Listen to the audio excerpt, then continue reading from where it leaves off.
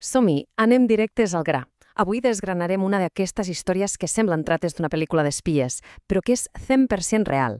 Repassarem el viatge extraordinari de Josep Carnera i Ribalta, un home que va portar la seva lluita des d'una petita ciutat fins a les taules de la diplomàcia mundial. I ja us avanço que el final d'aquesta història té un gir totalment inesperat. Som-hi? Per posar-nos en situació, feu-vos aquesta pregunta. Què passava amb tots aquells moviments democràtics a l'exili durant la Segona Guerra Mundial? Vull dir, mentre el món sencer tenia els ulls posats en els grans camps de batalla, a l'ombra d'aquest caos global hi havia petits grups movent fils i jugant una partida d'escacs geopolítica brutal per mantenir vives les seves causes. És fascinant. Bé, per entendre-ho bé, farem el següent recorregut. Primer, el seu activisme inicial. Segon, l'etapa d'exili al costat de Macià. Tercer, la seva doble vida entre el cinema i la república. Quart, el paper clau del casal de Nova York. Cinquè, la famosa apel·lació a l'ONU. I per acabar, com no, el seu increïble llegat documental. Comencem pel principi. Punt 1. El primer activisme i les arrels de tot plegat. Nascut a Balaguer l'any 1898, en Carner i Ribalta va rebre un xoc cultural de ben petit. Imagineu-ho, arriba a l'escola i es troba un sistema educatiu íntegrament en castellà. Una llengua que ell, a casa seva, no parlava gens. Us podeu imaginar la desorientació, oi? I per acabar-ho d'adobar, més endavant el criden a fer el servei militar obligatori amb l'exèrcit espanyol en plena guerra del Marroc. Tot això el va marcar de per vida, consolidant un fort rebuig cap a l'Estat i empenyant-lo, des de molt jove, a escriure a revistes locals de to patriòtic com La Falç i Flama. Va ser l'espurna que ho va encendre tot. Passem al segon punt, l'exili, Francesc Macià i una autèntica recerca global de suports. I quan dic global, és literal. El 1923, la dictadura de Primo de Rivera el fa saltar a París, on es converteix en la mà dreta ni més ni menys que de Francesc Macià. A partir d'aquí és un no parar. Viatgen a Moscou el 1925 per buscar el suport de l'Internacional Comunista, l'any següent es fica de ple en el complot militar de Prats de Molló i com que la cosa no va sortir bé, cap a les Amèriques. A l'Assemblea de l'Havana del 28 hi posa cullerada redactant el projecte del Partit Separatista Revolucionari, just abans d'aterrar a Nova York. Us ho dic, un ritme totalment frenètic. El que ens porta al tercer capítol, el cinema i la república, una mena de doble vida entre l'art i la política. Amb la proclamació de la República el 1931, el nostre protagonista viu en dues dimensions gairebé oposades. D'una banda, té una vocació cultural apassionant, tradueix figures de la talla de Tagore o Paul Valéry, escriu guions per a la Paramount Pictures i es posa al cap que cal crear un potent Hollywood català. Gaire bres. Però, clar, l'altra cara de la moneda era la política de l'època, que no perdonava.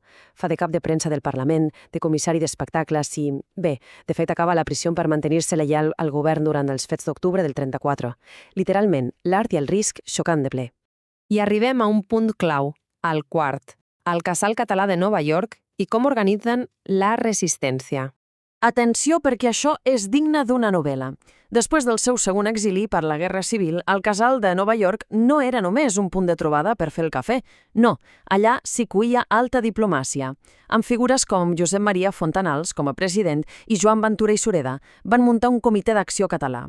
I atenció a la jugada. Al costat d'en Josep Anton Gibernau passen a col·laborar directament amb l'OSS, sí, els serveis d'intel·ligència americans que més tard serien la CIA.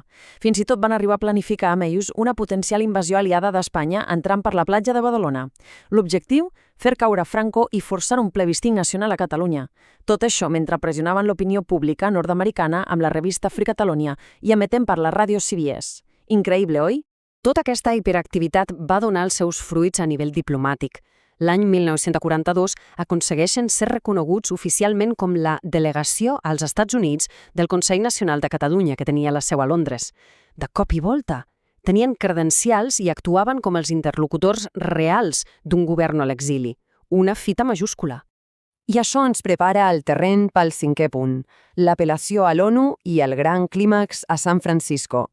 Ens situem al 1945. S'estan fundant les Nacions Unides i aquests tres referents del casal veuen la seva gran oportunitat. Presenten una apel·lació formal directa a les quatre grans potències, Estats Units, el Regne Unit, la Unió Soviètica i la Xina. Què deien exactament?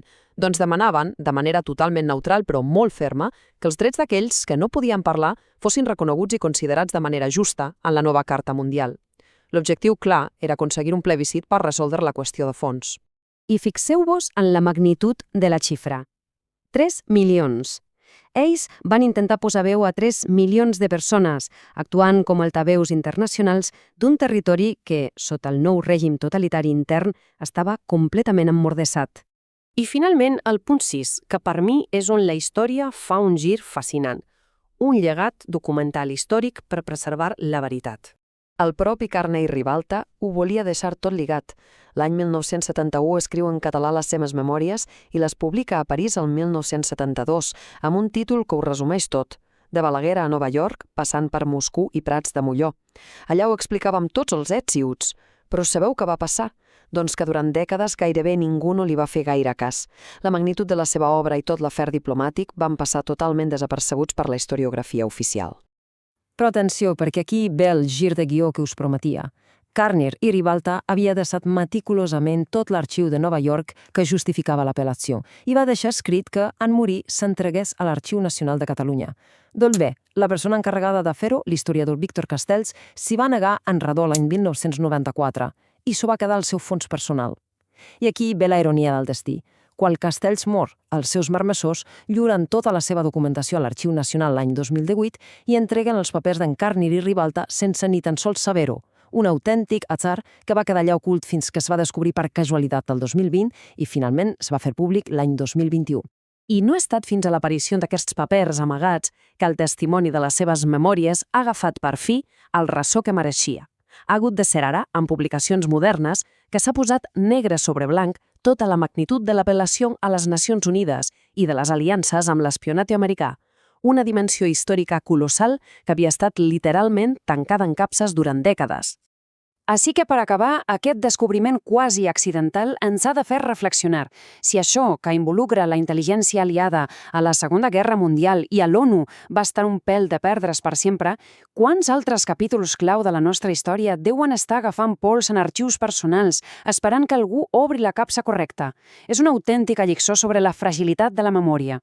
Espero que tota aquesta trama us hagi resultat tan apassionant com a mi. Ens veiem a la propera.